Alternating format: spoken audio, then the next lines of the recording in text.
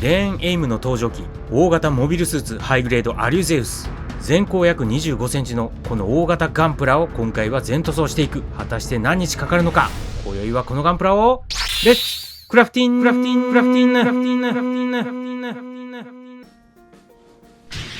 キル系の魔女。どうもこんにちは、クラフタです。今回作っていくのはこちらのキット、ハイグレードアリュゼウスです。今更説明するまでもないかもしれませんが、こちらハイグレードの超大型キットですね。箱がむちゃくちゃでかいです。パッケージイラストもめちゃくちゃかっこよく、そして量産型ニューガンダムがこちらを睨んでいます。箱の側面には完成見本写真載ってますね。もう何が何だかわからないこのフォルム。合計20機のシェルフノズルがいかついですね。さらにフライトフォームはこんな感じになります。シルエットは若干ペーネロペーには似てますが、もうほとんど別物ですね。これですよ、この密度感。いやすごい。そして中にはご覧のように量産型ニューガンダムが入ってるわけですね。では早速箱を開けていきましょう。オープン。はい、何も入ってません。それもそのはず、すでに素組みしちゃってますからね。これですよ。エグすぎでしょう。バックショットもすごいですよね。迫力満点。今回はこのキットをディテールアップ全塗装していきたいと思います。さあ何日かかるんでしょうか。まずはこのアルゼウス状態をちょっと分解していきましょう。分解するのもなかなか大変。いやでもこの辺とかね、見れば見るほどなんかかっこよく見えてくるんですよね。シェルフノズルを外して機種部分を取り外す。フロントを外すとニューガンダムが出てきました。いやほんとこの量産型ニューガンダムには頭が上がらないというかね、重たいユニットを支えてくれてありがとう。股関節はねこんな感じになってます。めちゃくちゃ広がるんですね。足はこんな感じに格納されてるんですね。はい、ということで一旦バラしてニューガンダム部分だけ取り出してみました。まずはニューガンダムの頭部からやっていきましょう。アンテナにフラッグがついてますんで、まずこれはカットします。カットしたらヤスリで整える。はい、こんな感じですね。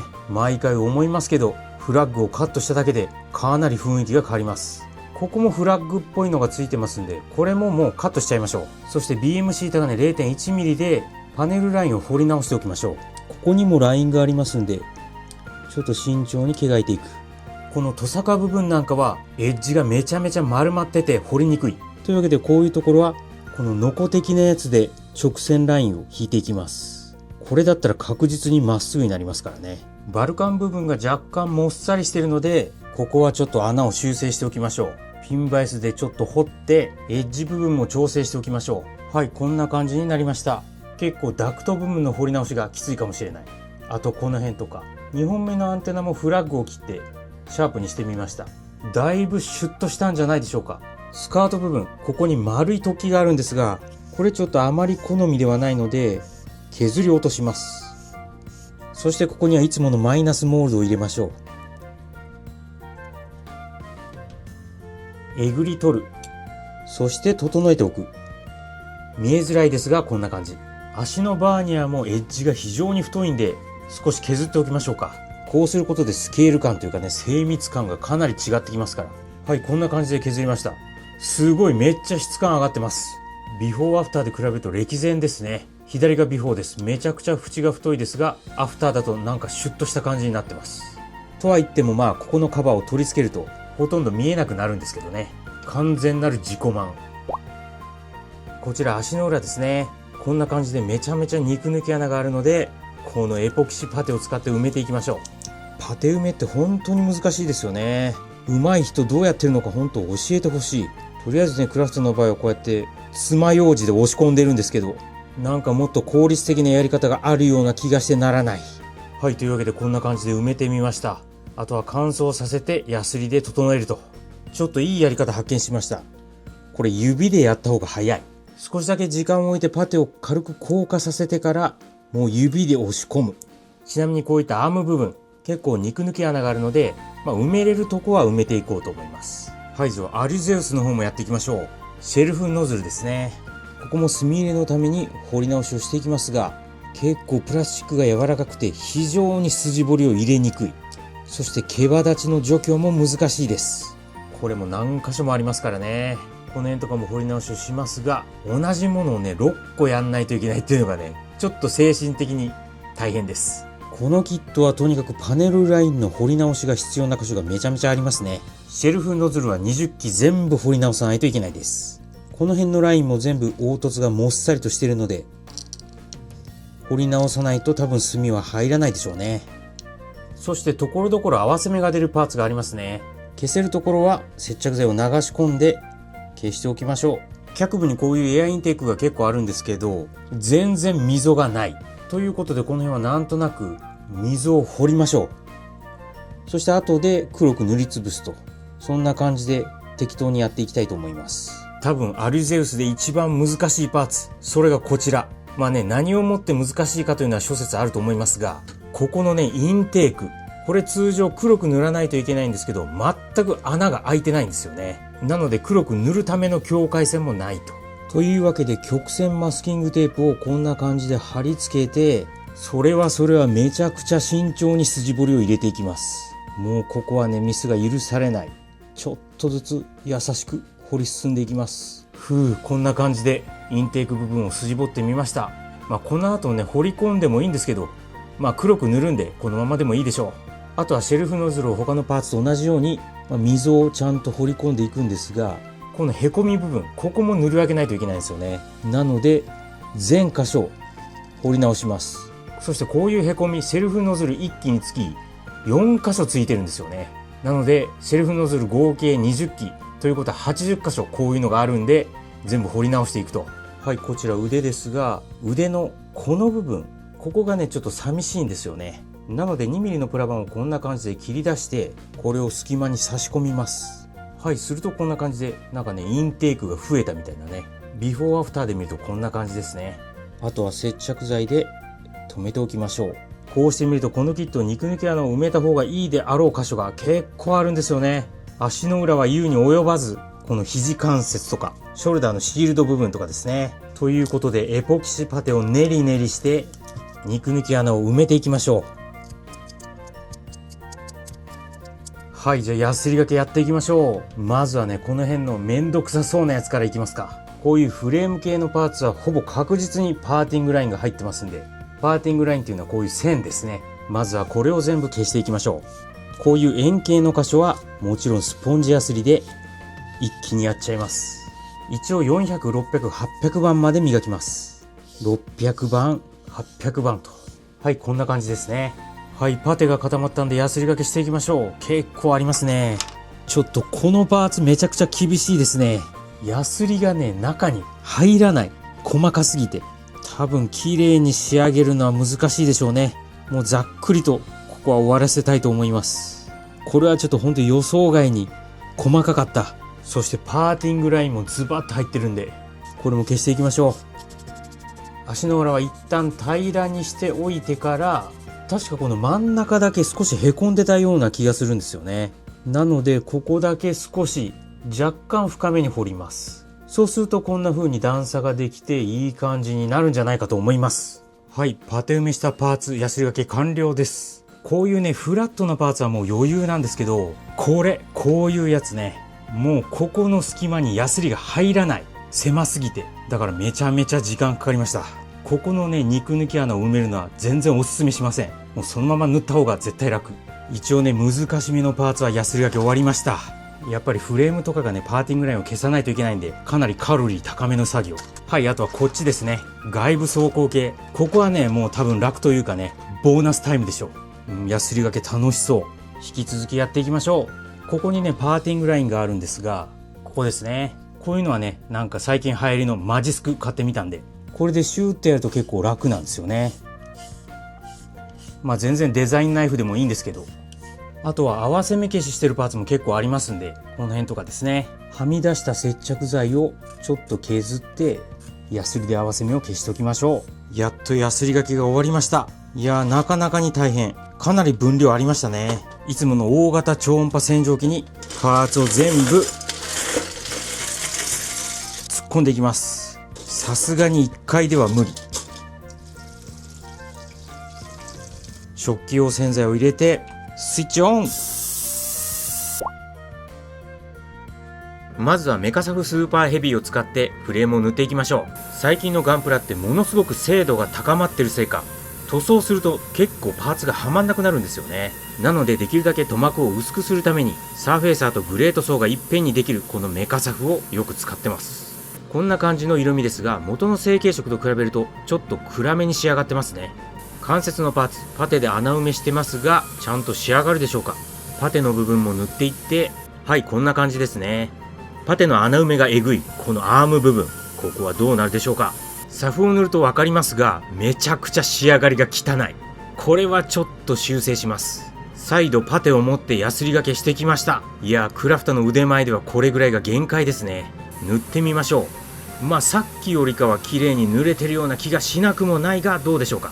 この上の部分がきついんですよね。細かいし、まだ結構ボコボコしてる場所がありますが、もうこれぐらいで今回は勘弁してください。外部装甲にはサーフェイサーライトグレーを使っていきます。ふわーっとサフを吹いていく。仕上がりはこんな感じですね。若干小さい気泡があるんで、これは再度埋めましょう。この辺のパーツもパテ埋めしてるんで塗っていきます。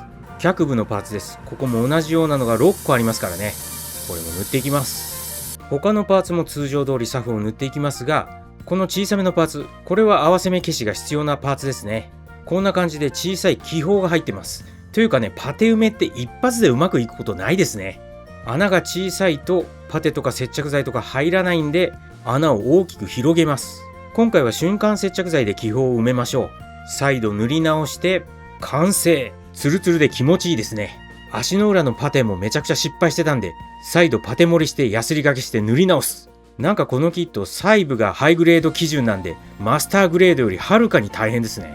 メイン装甲はこちら、エアクラフティンググレーで塗っていきます。多分アリゼウスにぴったりの色味になると予想してるんですけどね、どうでしょう。ちなみにパーツが大きいのでかなり塗料を使います。はい、こんな感じの色味です。いいんじゃないでしょうか。足の裏のパーツですね。ここもパテ盛りしてますが、まずはこのセンターのイエローの部分、ここを先に塗ってマスキングして色分けします。ついでに他のパーツも塗っておくと。一旦塗り終わりましたんでマスキングしていきましょう。足先の部分ですね。ここのマスキングは非常に簡単。長方形のやつを貼るだけ。ぴったり貼り付けて、いらない部分をカットと。かかと部分、ここイエローでマスキングしてますが、よく見たらね、グレーみたいなんですよね。今回はこのような間違いがたくさんあります。胸部センターのイエロー、そしてシェルフノズル、ここも前期塗り分けが必要です。この丸い部分がね、茶色みたいな色味でしたね。はい、シェルフノズルの円形の部分ですね。ここを全部マスキングしました。あとはフロントスカート2つ、あとつま先部分ですね。足の甲もこんな感じでマスキング。あとは前腕のビームサーベルマウントの部分、胸部アーマーのセンターパネル、ここもですね。前腕の台形のやつはイエローに塗り分けます。忘れがちなんですが、胸部のセンターパーツ、ここの左右の部分、ここも塗り分けが必要なんですね。そしてビームライフル、この2箇所がブルーになりますね。まあまあ繊細なエッジになってます。足先をグリーンで塗り分けていきます。股間の V 字マーク、ここも V をイエローで塗る必要があります。そして胸部アーマーをブルーに塗っていきます。ここのイエローはね、ほんと塗り分け難しい。こんな感じの色味ですね。シェルフノズルのリング部分、ここをサンドカラーに色分けしていきます。とりあえずこんな感じ。塗り分け終わりました。ではお待ちかね、マスキングテープを剥いでいきましょう。テープを剥いで、さらに曲線マスキングテープも剥ぎます。はい、こんな感じ。このパーツは簡単ですね。このでかいのはどうでしょうか。こちらも剥いで、さらに曲線用マスキングテープを剥ぐと。ここも簡単ですよね。こんな感じ。めちゃくちゃしっかりと筋彫りを入れないと結構マスキングは難しい。あとこの一番でかい手羽先みたいなやつ。こちらも剥いでいく。曲線マステ。特に問題なさそうですね。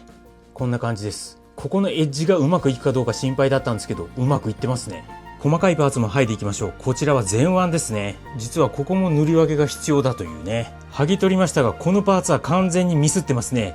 思いっきりはみ出してる。これは塗り直しだ。股間の V 字マーク。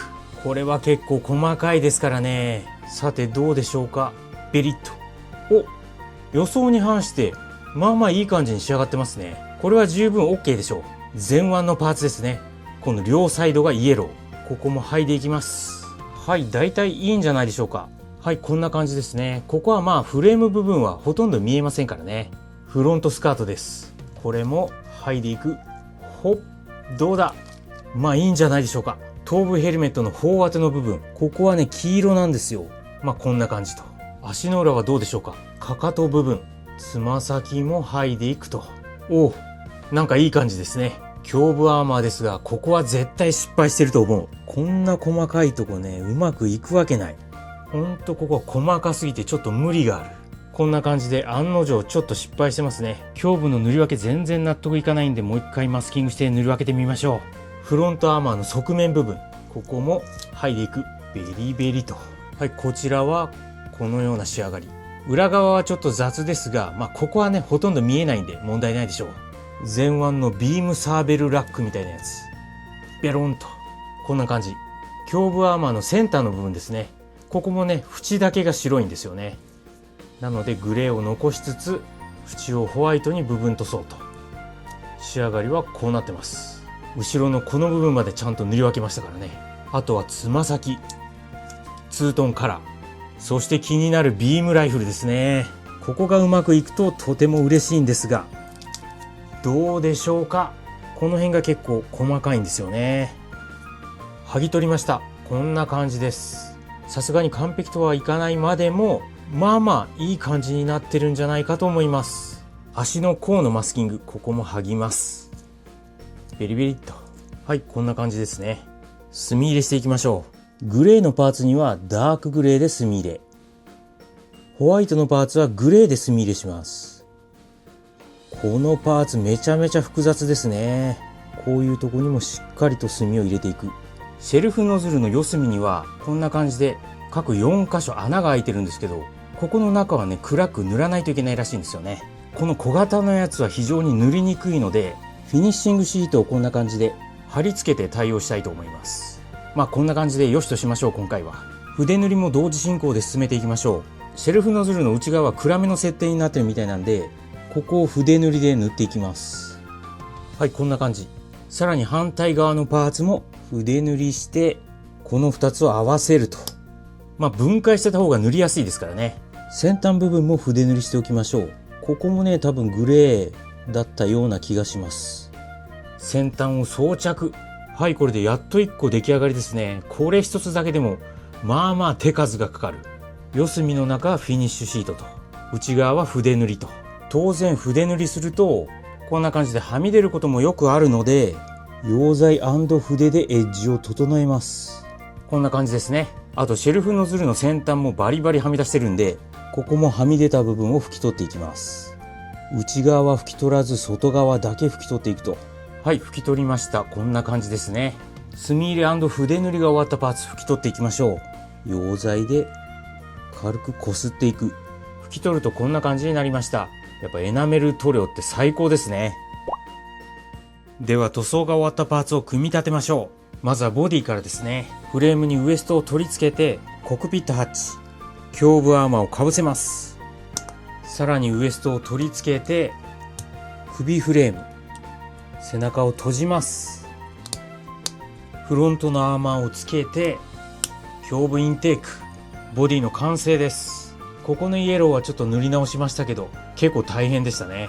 続いて頭部を作っていきましょう。ヘルメットに口元のパーツ、ツインアイをはめてフェイスマスク、フロントヘルメットをかぶせると、ブレードアンテナを差し込んでセンターで止めてトサカを取り付け。はい、これで頭部の完成です。熊取りのブラック部分がこれまでにないぐらい綺麗に塗れました。めちゃめちゃイケメンですね。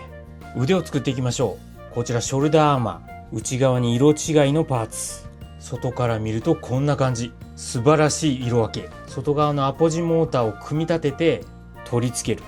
可動パーツもはめて、そして閉じます。ショルダーアーマー完成。こんな感じですね。天板に合わせ目が出ないの最高です。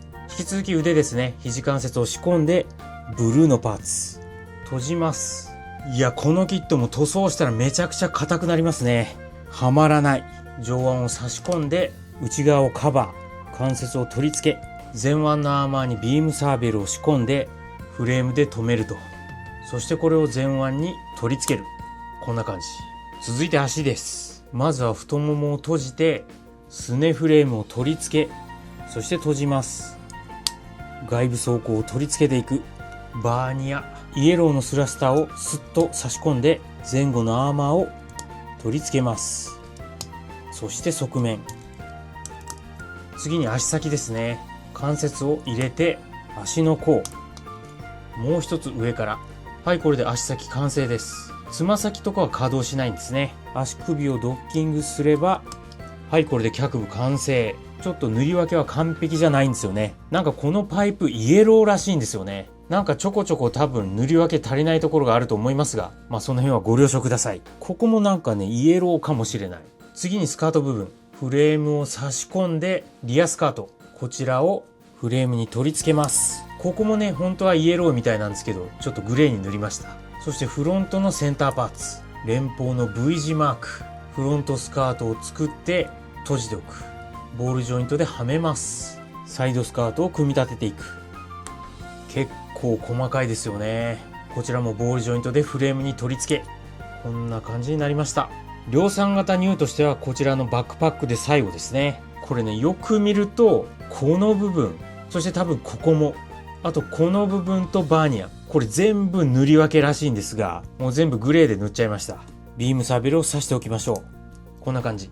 続いてアリゼウス部分ですね。まず足先、つま先を取り付けて足の裏で押さえると、足の甲をはめます。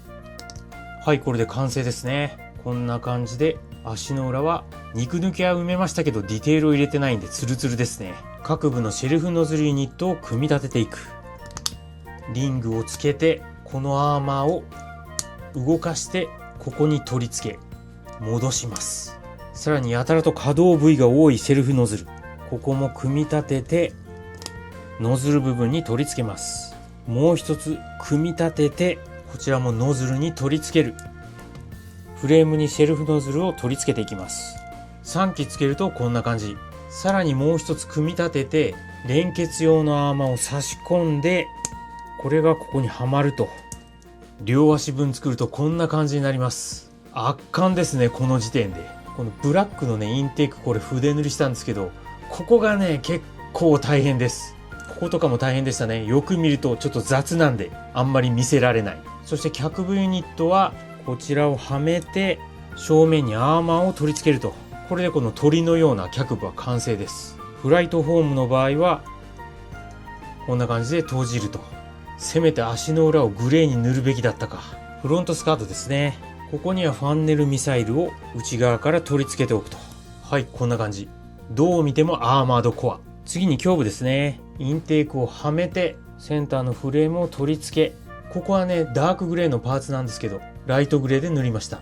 そしてアーマーをかぶせます。そして首元のやつ、この辺はもう全部グレーですね。そして塗り分けたパーツを下から差し込んで、上からこちらをかぶせます。はい、こんな感じの塗り分けですね。これが合っているのかどうかすらわからない。リアのスタビライザー、中にホワイトのパーツ、とにかくはまらないんで指がめちゃめちゃ痛いです。先端は白いパーツ、閉じると。こちらのスラスターも組み立ててグレーをはめてスタビに取り付けると。リアスカート部分ですね。こちらにもミサイル、上からカバー、これがねめちゃくちゃかっこいいと思うんですよね。このバーに取り付けてこんな感じですね。そしてもう一本のスタビを上に取り付けて、スカートも取り付けて、もう一つのスラスターで押さえます。さらにシェルフノズルを組み立てていきます。ここの側面にもう一つ取り付けていくと。最終的にはスタビはこうなりました。めちゃくちゃ迫力ありますね。この辺の内側もある程度筆で塗り分けてます。かっこいい。特徴的な鳥みたいなパーツ、こちらにイエローのパーツをはめて、こちらが上からかぶせるやつ。可動式のフレームを中に入れて閉じます。こんな感じの可動パーツ取り付けて底面を押さえます。そしてぐっと前に動かす。側面にホワイトのカバー、白いトサカを取り付けて、ここにファンネルミサイルを6機取り付けます。なんかね、黒ひげ危機一髪をやってる感じがしますけど、側面にも差し込む。はい、こんな感じですね。あとはブレードアンテナもどきを刺しておく。はい、これでセンターのパーツ完成です。6連シェルフノズル、先端を刺してノズル部分を取り付けて6機連結します。こんな感じですね。このキットはとにかくね塗り分けが大変です。この辺とかこのノズル部分とかなんかここも黒くなってるような気がしたんですけど、まあちょっとここは今回塗ってません。2機作るとこんな感じ。このね、内側の肉抜き穴埋めはかなり雑です。ノズル部分塗り分けるとやっぱいいですね。最後に腕部分、関節を入れて上腕を閉じます。前後はこちらで押さえると。前腕を取り付けて閉じます。もうこの腕はね、もうダミーですからね。そしてこちらを取り付ける。はい、こんな感じです。ショルダーアーマーというかショルダーシールドというか、そちらを作っていきます。このシールドの内側、ここね、埋めるの忘れちゃったんですよね。まあでもこれはこれでいいかも。こちらのユニットを取り付けて、ショルダーのフロント部分、これをはめていく。エッジにはホワイトのパーツ。もう一つ可動パーツ。天板にこちらを差し込んで、前後をドッキング。もう一枚天板を取り付けると。下からフレームを差し込んで、シェルフノズルをもう一つ組み立てます。ノズル取り付け、アームをはめて、これをショルダーの外側に刺します。腕&ショルダーアーマー完成です。ボリュームすごいですね。こんな感じである程度組み立て終わったので、最後にこちらですね。はい、水転写式デカール。アリュゼウス専用ですね。ちなみにこのデカールには、クスイガンダムキルケイの魔女版のビームライフル、そしてメッサ M01 型ガウマン機、そして一番下がグスタフカールですね。この4機体分のデカールが入ってるんですね。これはお得。最後にこれを貼っていきます。というわけでついにできましたアリュゼウス全塗装です。全体のパーツ数こんな感じですね。デカールを貼り終えたパーツをちょっと見てみましょう。はい、これがトップの部分ですね。実にシンプル。脚部のシェルフノズルはこんな感じ。後ろから見るとこうなってます。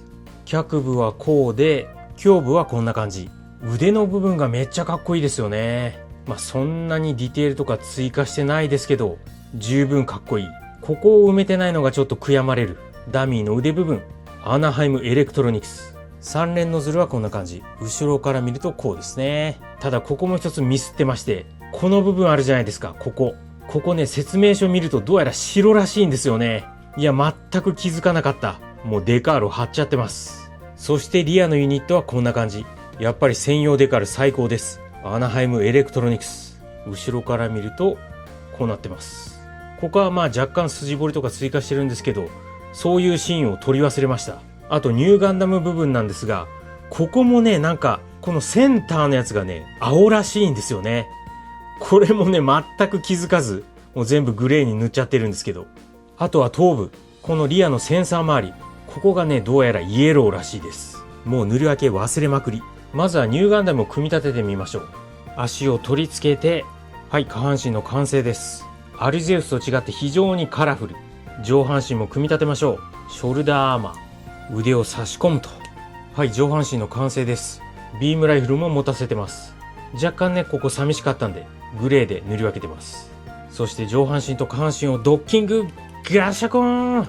はい、全体像こんな感じ。なんかちょっとアレックスっぽいですね。背面にバックパックを取り付けて、最後に頭部を取り付け、ジャキーン。これで量産型ニューガンダムの完成。クラフタチャンネル。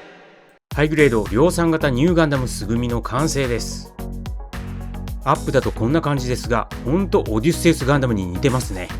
バックショットです。そういえば昔コメントで NU ガンダムってなんだよって批判されたことがあったんですが、説明書に NU って書いてあったんで安心しました。せっかくなのでビフォーアフターで比べてみましょう。ちょっとカラーリングの青みが強すぎましたね。もうちょっと淡い色合いの方が良かったのか。例の劇中のポージングもやっておきましょう。なんかものすごく太く見えるのは気のせいでしょうか。めちゃくちゃ久しぶりにスモークマシンを出してみました。やはり煙を焚くと雰囲気が出ますね。これはさすがのハサウェイもトラウマもんでしょう。ではアリュゼウスにチェンジさせていきましょう。まずは足をこんな感じで中に入れて挟み込むと 100% 塗装剥げするでしょうね。すねのアーマー、側面にユニットを取り付けます。後ろ側にこちらを連結。両足作るとこんな感じですね。専用の股関節フレームを取り付ける。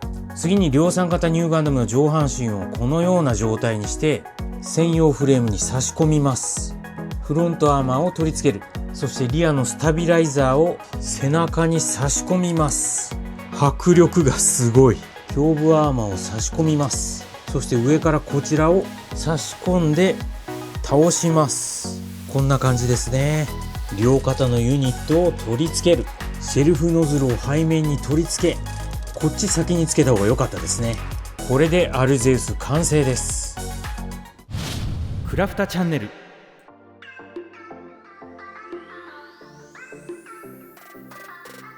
ハイグレードアリュゼウス全塗装の完成です。いやー、ここまで長かった。近くで見るとこんな感じ。全体のボリュームがやっぱりすごいですね。顔もイケメン。シェルフノズルが非常に際立つバックショットです。どうですか、この威圧感。それではこのハイグレードアリュゼウスの魅力に迫っていきましょ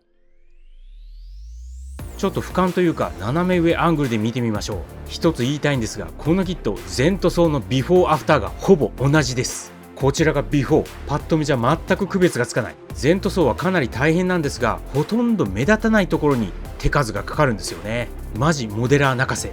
そうは言っても満足感は非常に高いです。特にこのバックショットなんかね、迫力満点。まあ作った本人だけが楽しめるご褒美といったところでしょうか。特にお気に入りなのがこの下からのアングル。手間のかかるインテークとかノズル部分が見えるからっていうのもあるんですが、やっぱりね、下から覗き込むと非常に迫力があります。ハサウェイの MS はやっぱりでかいですね。ということで大きさを比べてみましょう。まずはこちらハイグレードメッサー M01 型。横に並べると台座の高さがあるとはいえ、かなり大きめのメッサーと比べてもこれだけでかい。メッサーは大きいので、通常の HGUC と比べるとどうなるのかちょっと置いてみましょう。 DJ ですね。こんな感じです。だいぶ違いますよね。倍近いかな。ちなみにフライトフォームなんですが、塗装剥げが怖いのでちょっと控えさせてください。はい、というわけで今回はハイグレードアリゼウスを全塗装してみました。なんだかんだで1ヶ月半ぐらいかかったような気がします。投稿頻度も落ちてるんで、もうちょっとペースを上げていこうと思います。いやー、塗ったはいいが飾る場所は全くない。どうしよう。皆さんもぜひハイグレードアリゼウスを購入して置き場所で苦悩してみてはいかがでしょう。ここまでご覧いただき本当にありがとうございます。それでは今回はこの辺で。ご視聴ありがとうございました。